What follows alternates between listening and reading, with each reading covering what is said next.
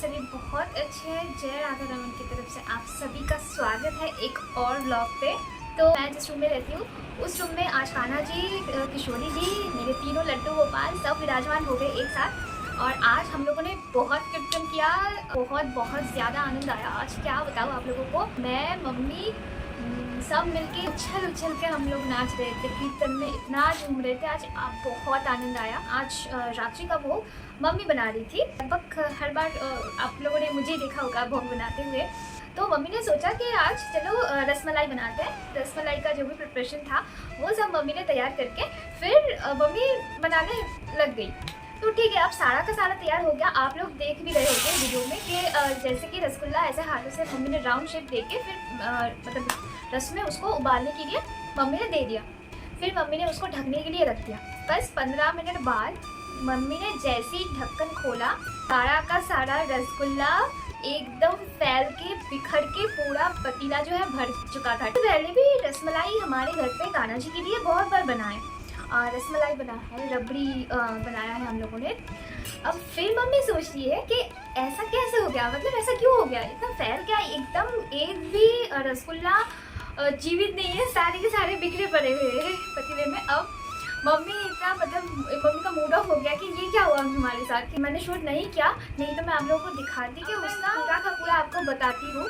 फिर आप लोगों को समझ आएगा कि देखो जो भी होता है ना, कुछ फेलियर भी हो, कुछ सक्सेस हो, उसमें कान्हा जी की रजामंदी होती है। आप उनकी सेवा करने जाओगे तो उनको जैसे करवाना है आपसे वो वैसे ही आपसे करवा ले। आप ये भाव रखोगे कि कान्हा जी मैं आपके लिए ये भोग आज लगाऊंगी, आपको जैसे चाहिए, आप जैसे बनवाना चाहो, जो खाना चाहो, मैं आपकी दासी हूँ या मैं आपकी दास हूँ, आप मुझसे वो करवा लो, बस आप यही भाव रखो। फिर मम्मी को मैंने बोला कि ठीक है मम्मी, दिल छोटा मत करो, शायद यही कान्हा जी की मर्जी है।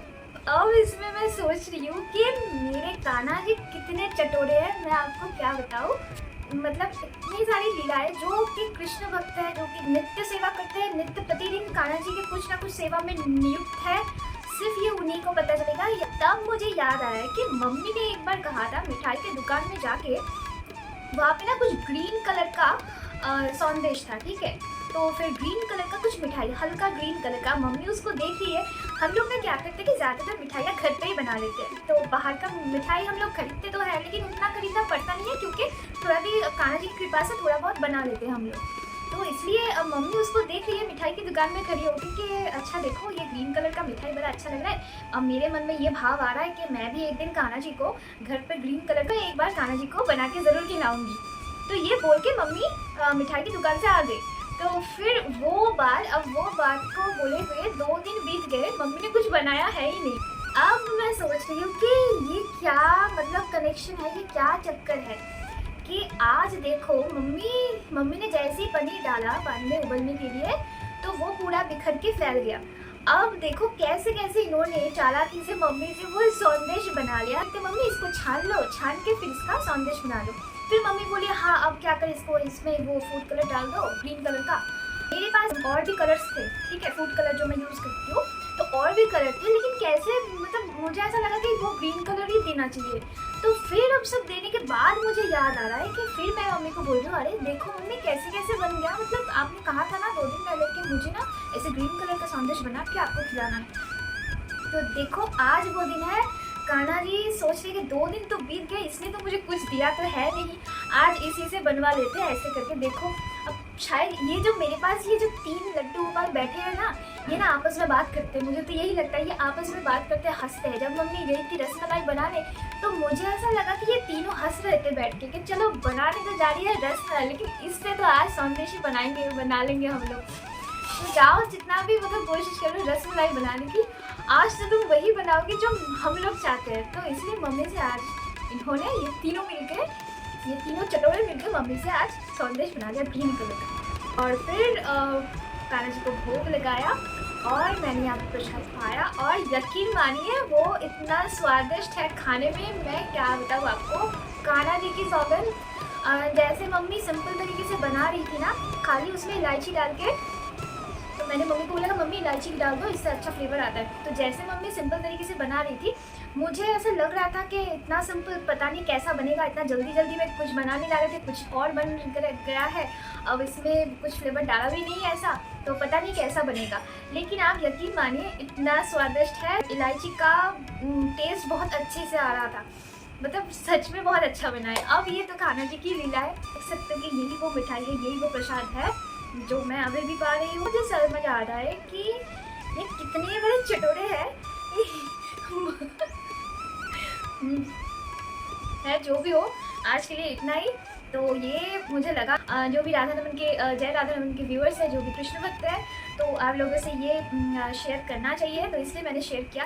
क्योंकि जब भी कभी भी हम लोग ये जो कान्हा जी का भोग लगाने वाला या फिर भोग की रेसिपी जो भी हम लोग शेयर करते हैं, मुझे ये लगता है कि ये खाली सिर्फ वीडियो नहीं है जो कि हम लोग एक दूसरे को शेयर करते हैं या फिर यूट्यूब पे शेयर करते हैं। मुझे ऐसा लगता है कि ये ना हमारा भाव है सेवा का। एक जितने बहुत सारे भक्त हैं कान्हा जी के, तो हर एक भक्त अपने तरीके से कान्हा जी की सेवा करते हैं। तो जब वो सेवा करते हैं, हम लोग कैसे सीखते हैं, बोलते हैं ना कि सत्संग करने से बहुत कुछ सीखने को मिलता है। मुझे लगता है कि वैसे ही ठीक उसी तरीके से जब हम किसी भक्त को देखते हैं कि वो इस तरीके से सेवा कर रहे हैं, तो फिर हमारे मन में भी ये भाव आता है कि अच्छा हमारे घर पे भी कान्हा जी थे, तो मुझे भी ऐसा करना चाहिए। तो मेरा भी ऐसा मन हो रहा है कि मैं भी अपने कान्हा जी को ऐसा करूँ। या फिर जैसे कि हम वीडियो में देखते हैं कि इत्र की मालिश कर रहे हैं रात को, तो फिर हमको भी ये तब समझ आता है कि अच्छा फिर रात को इत्र की सेवा की जाती है, फिर हम भी इत्र की सेवा करेंगे। तो ऐसे भक्तों की सेवा देख के ही फिर सीखते हैं। तो ये सिर्फ एक भक्ति मार्ग में हम लोग कैसे कैसे लाइफस्टाइल लीव करते हैं, ये सिर्फ उसके बारे में नहीं है। ये एक भक्त का भाव है जो हम आपस में, हम सारे कृष्ण भक्त जो है, हम आपस में इसका आदान प्रदान करते हैं, भाव का आदान प्रदान करते हैं ऐसे वीडियो के माध्यम से।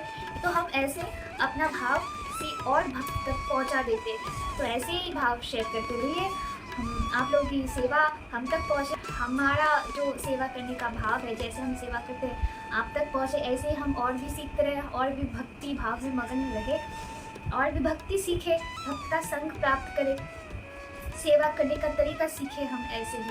तो चलिए आज के लिए इतना ही, मिलते हैं नेक्स्ट वीडियो पे। राधे राधे।